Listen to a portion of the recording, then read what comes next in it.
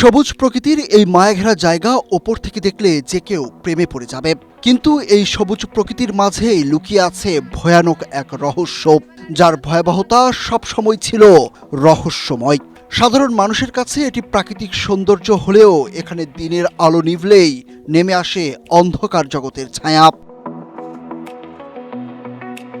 হঠাৎ করে talk of the কান্ট্রিতে পরিণত হওয়া এই জায়গাটি জঙ্গল সলিমপুর। বিভাগীয় শহর থেকে মাত্র 15-20 মিনিটের দূরত্বের এই ছোট্ট পাহাড়ি এলাকা সবসময় ছিল রহস্যে ঘেরা। এই জঙ্গল সলিমপুরকে অনেকেই দেশের ভেতর আরেক দেশ এবং সন্ত্রাসীদের নিরাপদ আশ্রয়স্থল হিসাবে বর্ণনা করেন।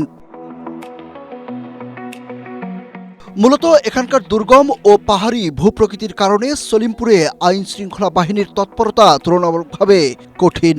তাই কার্যত এটি অপরাধীদের নিয়ন্ত্রণে চলে গেছে বলে অভিযোগ রয়েছে। জঙ্গল সলিমপুর এই নামটি শুনলেই মনে হয় যেন এটি দূরের কোনো দুর্গম এলাকা, কিন্তু না, বাস্তবে চট্টগ্রাম শহর থেকে সেখানে যেতে সময় লাগে সর্বোচ্চ 15 থেকে 20 মিনিট। সীতাকুণ্ড উপজেলার ইউনিয়নটির পূর্বে হাটহাজারী উপজেলা এবং দক্ষিণে বায়েজিদ থানা। চট্টগ্রাম নগরীর লিংক রোডের উত্তর পাশে বিস্তৃত 3100 একর জায়গা জুড়ে জঙ্গল সলিমপুর নামক এলাকাটি অবস্থিত। স্থানীয় সূত্রে জানা গেছে, পাহাড় কেটে বানানো এই খাস জমির বাজার মূল্য বর্তমানে কয়েক হাজার কোটি টাকা, কিন্তু এটি এখন সন্ত্রাসীদের দখলে। এই এলাকায় অন্তত 1 থেকে 1.5 লাখ মানুষের বসবাস, যাদের বেশিরভাগই দেশের বিভিন্ন এলাকা থেকে এখানে এসে আস্তানা গেড়েছেন। জঙ্গল সলিমপুর স্বল্প আয়ের মানুষের আবাসস্থল হলেও এটি সবচেয়ে পছন্দের অপরাধীদের কাছে। এখানকার বাসিন্দাদের এলাকায় ঢোকার জন্য রয়েছে আলাদা পরিচয়পত্র।